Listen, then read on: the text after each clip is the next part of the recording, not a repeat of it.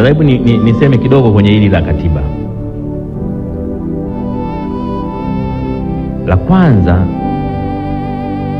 ni muhimu sana watetezi wa haki za binadamu, asasi za kiraia, vyama vya siasa na Watanzania kujua kwamba sheria kuu ya nchi ni katiba.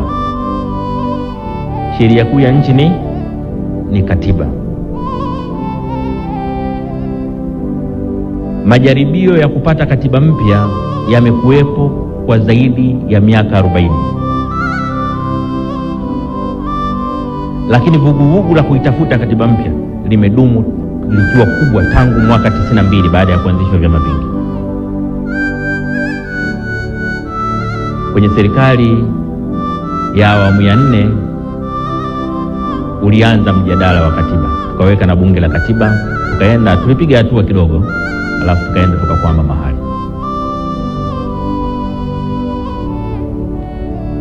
Tunaweza tukawa na mambo 40 ya kupigania, lakini katika mkakati wowote lazima uchague jambo kubwa ni lipi.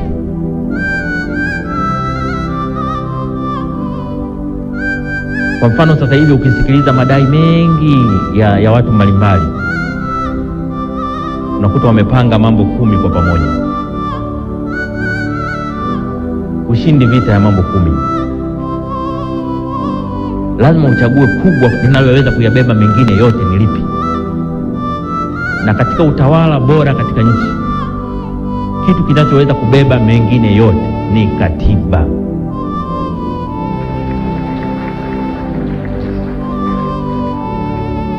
Maana hakuna sheria inayotengua katiba. Hakuna sheria inaweza kutungwa ikikinzana na katiba. Lakini kilichoko kwenye katiba kinaweza kubatilisha sheria nyingine yoyote iliyopo. Ukishaunda leo katiba mpya, sheria zote ambazo zipo na zilizotangulia kuwepo zinazokinzana na katiba ile, siku ile ukipitisha katiba mpya zinakuwa zimekufa hizo sheria zinazokinzana na katiba.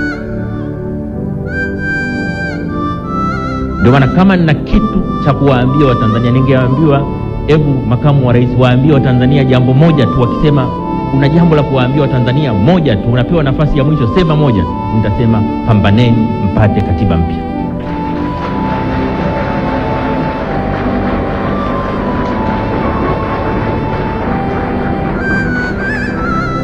Pambaneni mpate katiba ambayo ina makubaliano ya wadau wote, katiba yenye mwafaka katika taifa, katiba itakayotupeleka mbele miaka 50 inayokuja.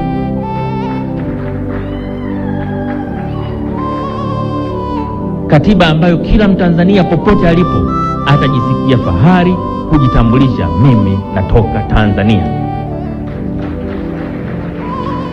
Yenye katiba inayojali maisha ya mtu, lakini pia katiba inayoheshimu haki za raia wake. Katiba inayotupeleka kwenye maendeleo, si maendeleo ya mali tuna uchumi, lakini maendeleo ya heshima na utu wa binadamu anayeishi katika Tanzania.